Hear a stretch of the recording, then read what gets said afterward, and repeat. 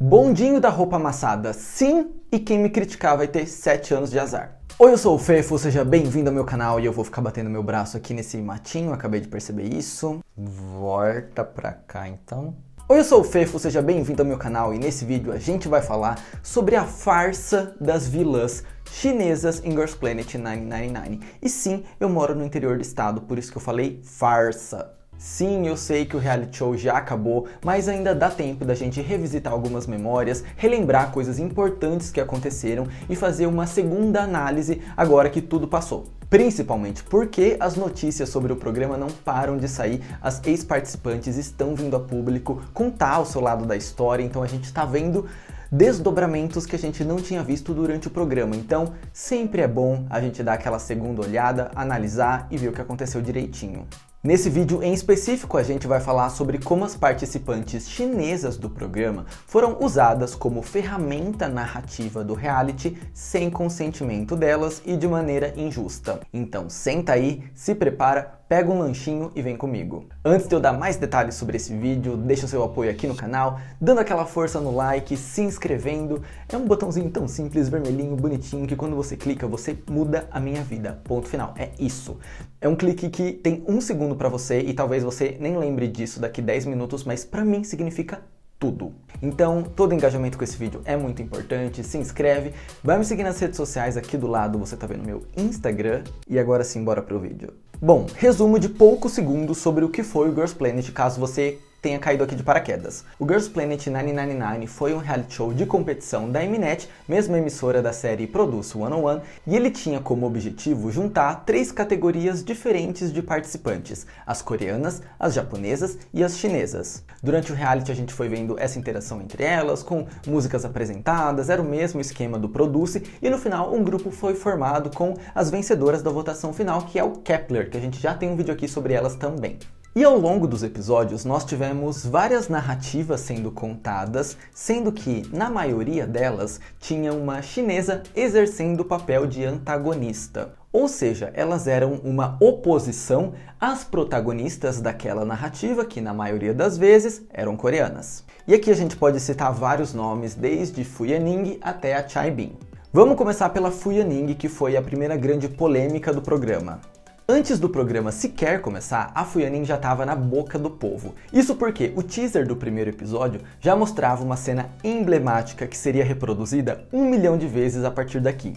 A cena em questão era uma interação entre a Fu Yaning, participante chinesa, e a Yujin, integrante do grupo CLC, que também estava participando do programa. Na cena, a Fu Yaning olhava para a competidora, cantava um trecho de Helicopter e dizia "We go up, but you don't". Essa cena foi reproduzida 1000 vezes durante o programa, então é bem improvável que você nunca tenha visto isso na internet. E essa cena em questão causou uma repercussão negativa imensa para Fu Yaning, como eu falei, desde antes do programa começar, para começo de conversa, porque isso parecia muito rude de se dizer para uma pessoa que é sua veterana no K-pop, um lugar onde essa hierarquia entre mais velhos e mais novos é uma coisa tão prezada e respeitada. Mas também, principalmente, porque essa afronta era contra uma das protagonistas e favoritas do público, que era a Yujin. Desde que a Yujin foi anunciada no programa, já se criou uma grande comoção social em volta disso. Por quê? A gente sabe como o CLC foi injustiçado pela Cube, é uma empresa que teve muito descaso com o grupo, então a Yujin participando agora, mostrando que ela ainda tem esperança de realizar o sonho dela, de estar num grupo muito famoso, de voltar para os palcos. Tudo isso fez com que a gente desenvolvesse um sentimento de proteção muito grande. Então a Yujin logo se tornou essa pessoa que a gente devia proteger, devia cuidar e devia prezar para que ela encontrasse agora tudo o que ela não encontrou na Cube, na empresa antiga. Então, esse afronte logo no primeiro episódio com uma pessoa que era tão querida do público inteiro foi um agravante ainda maior para esse cancelamento da Fu Yaning lá no começo. O que eu quero dizer é, o que ela fez seria ruim com qualquer participante, pegaria mal para qualquer participante, mas com a Yujin pegou pior ainda, entendem? E durante o reality essa cena foi repetida diversas vezes até o último episódio, Mas com o tempo a Fu Yanin conseguiu desprender dela essa imagem que tinha ficado lá no começo e passou a mostrar uma personalidade mais amigável, seus talentos, suas habilidades, e ela passou a ser reconhecida por isso. Tanto é que a gente chegou num ponto do programa onde ela não tinha mais dislike nos vídeos, sendo que, se vocês se lembram bem, lá no começo do programa, os vídeos dela bombavam de dislike. Agora essa realidade já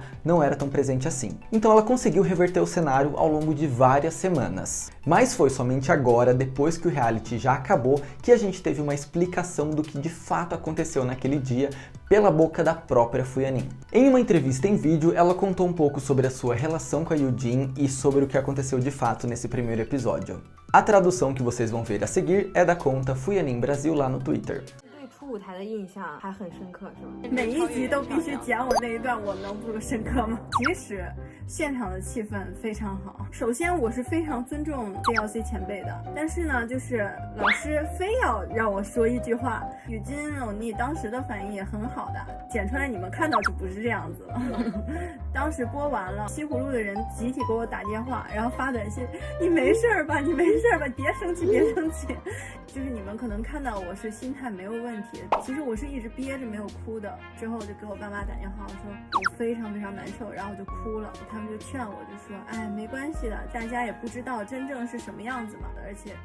No primeiro episódio, a gente já conseguia ver uma coisa que ficaria clara ao longo das próximas semanas. A Mnet decidiu tornar o Girls Planet uma competição entre as participantes chinesas e coreanas, onde as chinesas seriam usadas como vilãs para alavancar narrativas das coreanas. E isso não é uma crítica às participantes coreanas que se beneficiaram com isso, tá? Porque se fosse uma crítica, o crime delas teria sido ser coreana, porque assim, se não fosse ela, seria qualquer outra coreana ali. De fato, a narrativa que a Mnet escolheu era em prol do seu país. A gente veria essa história se repetindo com a Lian Jiao naquele episódio em que ela parecia não querer treinar, estava enrolando porque estava indo no banheiro toda hora, sendo que depois a gente descobriu que ela estava com um problema de saúde naquele dia em específico. E assim, uma pessoa precisar parar para ir no banheiro toda hora, cara, é uma questão íntima, sabe? Uma questão pessoal, não é uma questão para você usar de ferramenta para expor ela, é uma questão muito íntima. Então, se ela estava indo no banheiro toda hora, é porque estava acontecendo alguma coisa ali, e isso não devia ter sido usado como ferramenta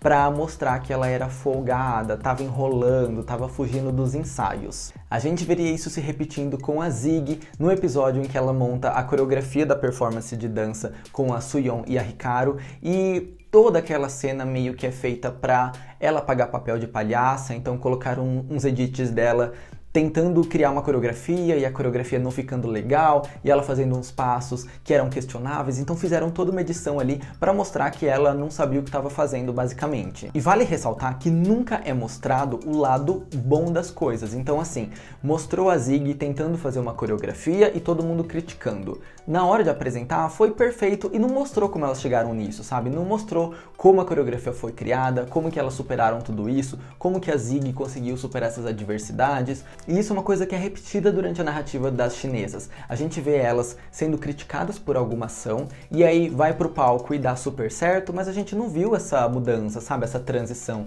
A gente não viu a partir do momento que as coisas começaram a dar certo, porque é mais interessante para a emissora mostrar as coisas dando errado, entende? A gente viu isso se repetindo também com a Wang Yale naquele episódio em que ela também parece não saber o que tá fazendo, ela quer produzir a música, mas não tá ficando bom, ela tem todo aquele edit de que, eu sou muito boa, eu me garanto, e aí nos ensaios não dá certo. Então, toda a narrativa da chinesa foi de ou ela é vilã, ou ela é malvada, ou ela não sabe o que tá fazendo. E mesmo que depois no palco as coisas fiquem perfeitas, então assim, será que de fato ela não sabia o que estava fazendo? Depois isso seria repetido com a Chaibin também em todo aquele drama da liderança dela, que foi explorado assim em vários episódios. Até a tradução errada das coisas que ela falou teve, tipo quando o episódio foi ao ar, o que estava escrito na legenda era ela dizendo eu apoio você desistir da liderança, e depois quando o episódio foi veiculado com a legenda oficial, estava escrito eu acho que você vai equilibrar bem o grupo. Então assim, as legendas não estavam mais certas, estava tudo uma confusão e teve todo um drama, teve toda uma narrativa ali para mostrar que a Chaibin não era uma pessoa que sabia trabalhar em grupo e tal. Então assim, todas as integrantes chinesas, todas não, mas assim, essas integrantes chinesas que se destacavam durante o programa eram visadas para terem uma narrativa negativa. Isso passa pela Ruichi, pela Xin Chao, que começou a ter uma repercussão muito bacana também na internet, na Coreia, no mundo, e aí nos próximos episódios só mostrou ela não sabendo coreografia, não acertando nada, rindo nos ensaios. Então assim, sempre que uma chinesa começava a se destacar,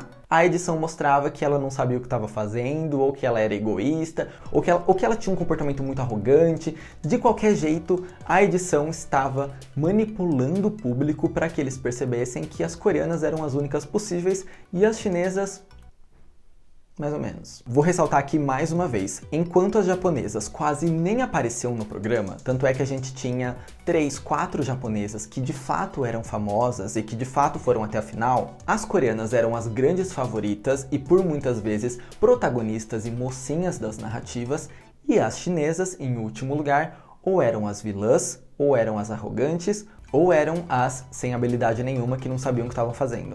Mais uma vez, isso não é a crítica a nenhuma das participantes, tá? Pelo amor de Deus, vocês sabem que o meu top 9 tava cheio de coreana, então seria hipócrita da minha parte vir aqui e falar ai, porque essas coreanas? Não, é uma questão de narrativa da Mnet, porque ela escolheu priorizar as participantes do seu país. E para isso, ela usou ali artimanhas da edição para fazer com que as participantes de outros países fossem usadas ainda na narrativa, aparecessem nos episódios, tivessem a sua storyline, mas que contribuíssem para a storyline que a Mnet queria criar desde o começo. Teve 2 participantes chinesas, inclusive, que depois que o programa acabou, vieram a público falar sobre as dificuldades que elas lidaram durante as gravações, que são a Lian Chao, irmã daquela que eu falei mais cedo, e a Mayulin.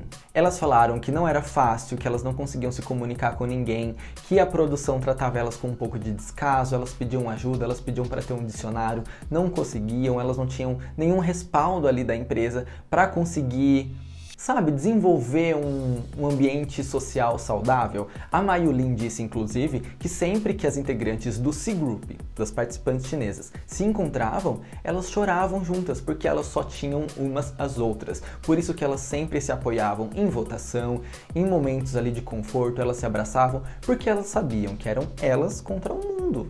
Eu espero que esse vídeo ajude vocês a refletirem sobre essa situação e perceberem que, de fato, a Mnet não manipula votos, mas ela tem total poder de manipular a história. Ela escolhe as cenas, ela escolhe os cortes. Essa é a diferença entre um reality show ao vivo, onde a gente acompanha tudo o que está acontecendo, e um reality show gravado, onde a gente vê só o que a emissora quer que seja mostrado. Então tem muita coisa que a gente não viu, tem muita coisa que a gente não vai ver, tem muita coisa que já foi queimada, já foi pro lixo. Então a gente teve essa narrativa onde japonesas quase nem apareciam em tela, chinesas apareciam para ser a vilã da história. Então é isso, esse é meu vídeo sobre a farsa das vilãs chinesas. Eu espero que vocês tenham refletido um pouco sobre essa questão. Se você gostou desse vídeo, comenta aqui, curte, compartilha com seus amigos, manda para todo mundo, se inscreve no canal se você ainda não fez isso e a gente se vê no meu próximo vídeo. Belezinha? Bye bye!